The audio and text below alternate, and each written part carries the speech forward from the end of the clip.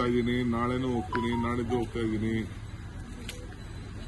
ನಮ್ಮ ಗ್ಯಾರಂಟಿನ ನಾವು ಇಂಪ್ಲಿಮೆಂಟೇ ಮಾಡಿಲ್ಲ ಅಂತ ಅಲ್ಲಿ ಪ್ರಚಾರ ಮಾಡಿದ್ದಾರೆ. ನಾವು ದೊಡ್ಡ ಅಡ್ವರ್ಟೈಸ್ಮೆಂಟ್ ಕೊಡಪ್ಪ ಎಲ್ಲ ಮಾಡಿದ್ದೀವಿ. ನಾವು ಅವ್ರಿಗೆ ಓಪನ್ ಆಫರ್ ಕೊಟ್ಟಿದ್ದೀವಿ.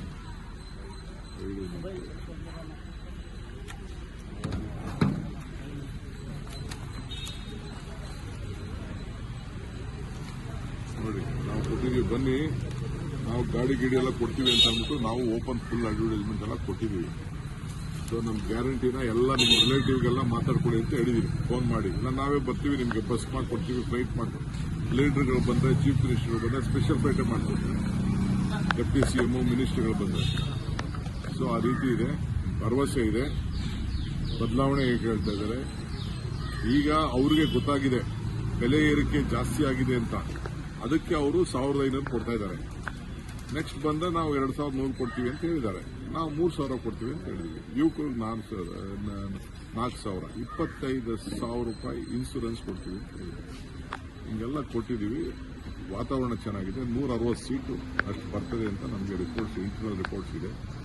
ಸೊ ನಮಗೆ ಗ್ಯಾರಂಟಿ ಇದೆ. ಸರ್, ವಕ್ಫ್ ವಿಚಾರದಲ್ಲಿ ಬಿಜೆಪಿ ಅಭಿಯಾನ ಶುರು ಮಾಡ್ತಾ ಇದೆ ಸರ್. ನೋಡಪ್ಪ, ಬಿಜೆಪಿ ಮೂರ್ಖತನ. ಇದೇನು ಒಕ್ಕಿದೆಯಲ್ಲ, ಇದು ಎಲ್ಲ ಬಿಜೆಪಿ ಕಾಲದಲ್ಲೇ ಈ ಪಾಣಿಗಳನ್ನೆಲ್ಲ ಬರಕ್ ಶುರು ಮಾಡಿದ್ದು. ನಮ್ಮವರು ಲೇಟಾಗಿ ಅದನ್ನ ಗಮನಿಸಿದ್ರು ಅಷ್ಟೇ. ನಾವೆಲ್ಲ ನಮ್ಮ ಹತ್ರ ಡಾಕ್ಯುಮೆಂಟ್ಸ್ ಇದೆ. ಈ ಎಲೆಕ್ಷನ್ ಬಿಸಿಲಿ ಇದು ನೀವು ಜಾಸ್ತಿ ಕವರ್ ಮಾಡೋದಿಲ್ಲ ಅಂತ. ಯಾಕೆಂದ್ರೆ ನಾವೇನಾದ್ರು ಮಾತಾಡಿದ್ರೆ ನೀವು ಕವರ್ ಮಾಡೋದಿಲ್ಲ, ಬರೀ ಅವ್ರದ್ದು ಮಾತ್ರ ಕವರ್ ಮಾಡ್ತಾ ಇದ್ದೀರಿ ನೀವು ವಿಚಾರದಲ್ಲಿ. ಈಗ ನಮ್ಮ ಮಂತ್ರಿಗಳೆಲ್ಲ ಹೇಳಿದ್ದಾರೆ, ಚೀಫ್ ಮಿನಿಸ್ಟರ್ ಹೇಳಿದ್ದಾರೆ. ಏನು ಅಭಿಯಾನ ಮಾಡ್ತಾರೆ? ಅವ್ರನ್ನ ಎಕ್ಸ್ಪೋಸ್ ಮಾಡ್ತೀವಿ ನಾವು. ಅವರೇ ಮಾಡಿದ್ದು, ಅವ್ರ ಕಾಲದಲ್ಲೇ ಆಗಿದ್ದು ಅನ್ನೋದು ನಮ್ಮ ಹತ್ರ ಎಲ್ಲ ದಾಖಲೆಗಳಿದೆ. ನಾವು ಅವ್ರನ್ನ ಎಕ್ಸ್ಪೋಸ್ ಅಭಿಯಾನ ಮಾಡ್ತಾ ಇದ್ದಾರೆ. ಬಟ್ ಅದರಲ್ಲೇ 2 ಬಣ ಇದೆ. ಒಂದು ವಿಜೇಂದ್ರ ಅವ್ರ ಬಣ, ಇನ್ನೊಂದು ಯತ್ನಾಳ್ ಅವರ ಬಣ. ನೋಡ್ರಿ, ಅವ್ರದ್ದು ಏನ್ ಬಣ ಇದೆಯೋ. ಈಗ ಚೀಫ್ ಮಿನಿಸ್ಟರ್ ಹೇಳಿದ್ರು 50 ಕೋಟಿ ಕೊಡಕ್ಕೆ ಹೊರಟಿದ್ದಾರೆ ಅಂತ. ಯಾಕೆ ಚೀಫ್ ಮಿನಿಸ್ಟರ್ ಹೇಳಿದ್ರು ಅಂತ ಅಂದ್ರೆ, ಯತ್ನಾಳು 1000 ಕೋಟಿ ರೂಪಾಯಿ ಕಲೆಕ್ಟ್ ಮಾಡಿದ್ದಾರೆ ಅಂತ ಹೇಳಿದ್ರು ಇಲ್ಲೋ? That is the evidence.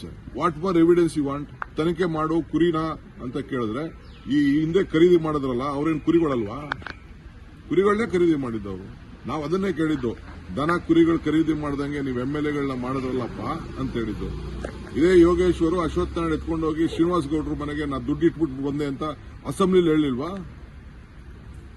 Ashok ಅವ್ರು ಕೇಳಿದ್ದು ಸಾಕ್ಷಿ ಕೊಡಿ ಅಂತ. ಅದ್ರ ಬಗ್ಗೆ ಇದಕ್ಕೆ ನಾನು ಹೇಳ್ತಾ ಇದ್ದೀವಿ. ಸಾಕ್ಷಿ ಅಶೋಕ್ ಇವ್ರು ಕೊಡಬೇಕು, ಯತ್ನಾಳ್ ಕೊಡಬೇಕು. 1000 ಕೋಟಿ ರೂಪಾಯಿ ಕಲೆಕ್ಟ್ ಮಾಡಿದ್ದಾರೆ ಅಂತ ಹೇಳಿದ್ರಲ್ಲ, ಯಾರು ಕಲೆಕ್ಟ್ ಮಾಡಿದ್ದಾರೆ 1000 ಕೋಟಿ ರೂಪಾಯಿನ? ಅವ್ರು ಕೊಡಬೇಕು. ಅವರು ಸ್ಟೇಟ್ಮೆಂಟ್ ಕೊಡಬೇಕು. ಪೊಲೀಸ್ ಸ್ಟೇಷನ್ ಕಂಪ್ಲೇಂಟ್ ಆಗಿದೆ, ಪೊಲೀಸ್ ಸ್ಟೇಷನ್ ಮುಂದೆ ಬಂದವ್ರು ಹೇಳ್ಬೇಕೀಗ ಯಾರು ಹೇಳಿದ್ರು ಏನು ಅಂತ. ಹಿಂದೇನು ಹೇಳಿರ್ಲಿಲ್ವಾ?